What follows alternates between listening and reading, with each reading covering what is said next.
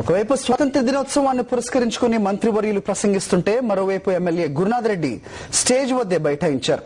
అనంతపురంలో స్వాతంత్ర దినోత్సవ వేడుకల్లో ఈ సంఘటన చోటు చేసుకుంది. రాష్ట్ర విభజనకు కాంగ్రెస్ అనుసరించిన వైఖరిని వైఎస్ఆర్ కాంగ్రెస్ పార్టీ నేత ఇలా వ్యతిరేకించారు. నేలపై కూర్చుని తనదైన శైలిలో నిరసన తెలిపారు.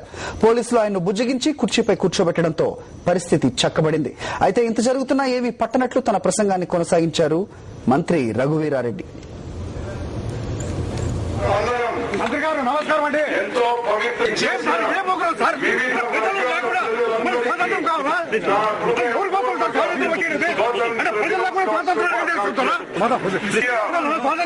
విభేదాలకు అతీతంగా ఎందరో త్యాగధనులు ఏఎం లింగన్న గారు, శ్రీరామరెడ్డి గారు లాంటి ఎందరో మన జిల్లా వాసులు మేము సైతం అంటూ నా విజ్ఞప్తి మన ప్రభుత్వానికి 2,100 కోట్ల రూపాయలు రైతన్నలకు అందిస్తా ఉన్నాం. సలహాలు సూచనలతో 7,600